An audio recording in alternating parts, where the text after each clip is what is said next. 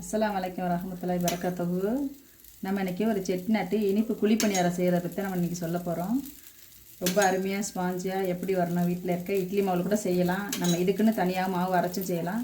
அது எப்படி செய்யலான்றதை வாங்க நம்ம வீடியோவில் போய் பார்க்கலாம்.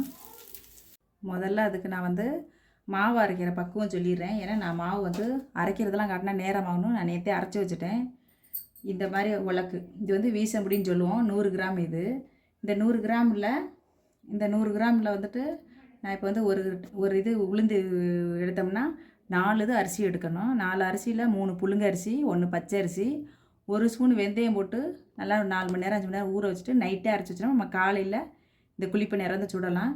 இப்போ 4ல் 1 பங்குன்றதில் 2 பங்கு கூட வெல்லம் எடுக்கலாம். அந்த 2 பங்கில் நான் என்ன பண்ணுறேன், இன்றைக்கி பாதி மாவு தான் சுட போகிறேன். அதனால் இப்போ 100 கிராம் வெல்லம் எடுத்திருக்கேன். இது நம்ம கல் மண் இல்லாமல் கரைச்சிக்கிடுவோம். மாவு இதில் ரெண்டு அளவு நீங்கள் எடுத்தீங்கன்னா ஒரு அளவு சக்கரைன்ற கணக்கு, அதாவது வெள்ளைத்தூள். இதை நம்ம கொஞ்சமாக தண்ணி ஊற்றி கலக்கிக்கிடுவோம். கொஞ்சமாக சும்மா கரையிறக்காக மண் தூசி இருக்கும், அதுக்காக இதை கரைச்சிக்கிறோம். முதல்ல கொஞ்சம் கேஸில் வச்சு மாவு மட்டும் பக்குவமாக நீங்கள் பார்த்துக்கிறத. வெந்தயம் போட்டு அரைச்சிங்கன்னா 4க்கு 1 பங்கு உளுந்து, 4 வீசம்படி அரிசினாக்கா 1 வீசம்படி உளுந்து போட்டுக்கிறோங்க. வெள்ளம் அந்த அளவுக்கு அரைஞ்சிருச்சு. இப்போ நம்ம இதை அடுப்பை அமர்த்திட்டு இதை ஆறட்டும். மாவு பாருங்கள் எவ்வளோ நல்லா பொசு பொசுன்னு ஊறி இருக்குது. நல்லா ஊறி மாவு நல்லா வந்திருக்கு. இதில் நல்லா கலக்கிட்டு நம்ம இதில் பாதி மாவு தான் எடுத்துக்க போகிறோம். நம்ம பாகு ஆறிடுச்சு. நம்ம பாகு இதில் சேர்த்துக்குவோம். எல்லா பாகும் பார்த்து ஊற்றுங்க. இனிப்பு ரொம்ப தேவைன்னா கொஞ்சம் நிப்பாட்டிக்கிறோங்க. இனிப்பு நல்லா சாப்பிடுவோம் அப்படின்னாக்கா எல்லாத்தையும் ஊற்றிக்கிறோங்க. இனிப்பு நம்ம விருப்பந்தேன், கம்மி ஜாஸ்தி போட்டுக்கலாம். குழந்தைங்கள்லாம் ரொம்ப விரும்பி சாப்பிடுவாங்க. இதை இதுக்கு தேவையான உப்பு கொஞ்சம் நம்ம போட்டுக்குருவோம். உப்பு இந்த பணியாரத்துக்கு தேவையான உப்பு போட்டுக்குருவோம். ஏலக்காய் தூள் கொஞ்சம் ஒரு 2 ஏலக்காய் தூள் பண்ணி வச்சுருக்கேன், அதையும் நம்ம அதில் சேர்த்துருவோம். தேங்காய் பூ திரி வச்சுருக்கேன். அது நம்ம சாப்பிட்டோம்னா ரொம்ப நல்லாயிருக்கும். அது அந்த பணியாரத்தோடு சேர்ந்து கடிச்சு சாப்பிடும்போது நல்லாயிருக்கும். நான் ஒரு 2 ஸ்பூன் தேங்காய் திருவள் வச்சுருக்கேன், அதையும் இதில் சேர்த்துருவோம்.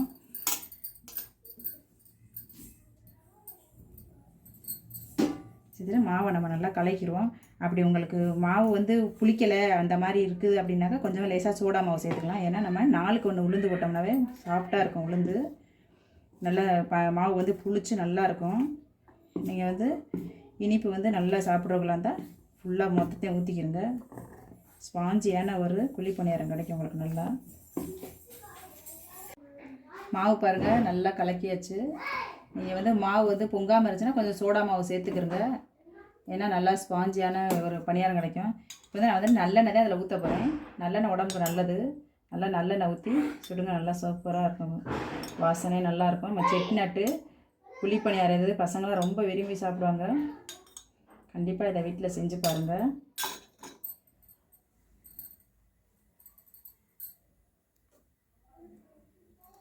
இப்போ இந்த மாதிரி ஒரு சின்ன கரண்டி எடுத்து நம்ம ஒவ்வொன்றா அந்த பணியாரக்கல்லில் ஊற்றிக்கிறோம்.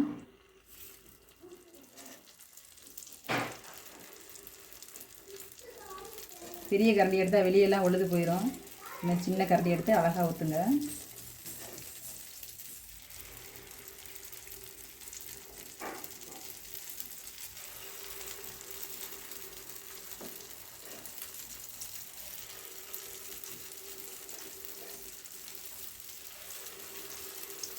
மீடியமாக வச்சுக்கிறோங்க. ஊற்றினோன்னே அடுப்பு மீடியமாக வச்சுக்கிறோங்க. ரொம்ப ஹை ஸ்பீடு வேண்டாம்.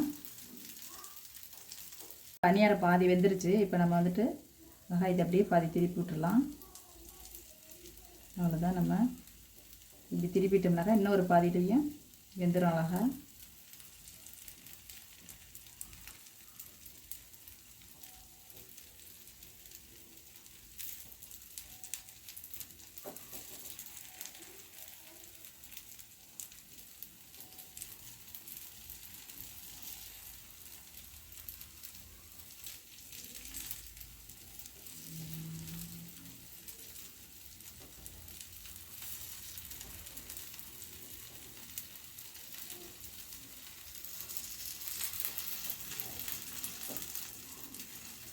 இதே மாதிரி ஒரு 2 நிமிஷம் அப்படியே விட்டுருங்க.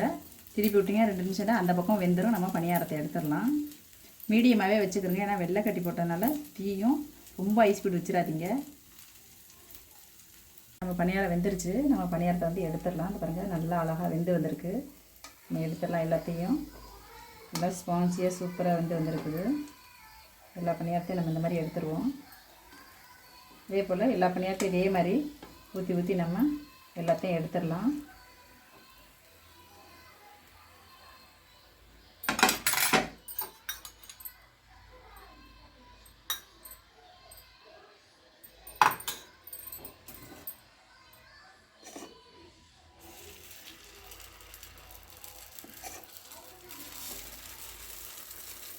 தீ வந்து மீடியமாகவே வச்சுக்கிறோங்க, ஹை ஸ்பீட் வச்சிடாதீங்க.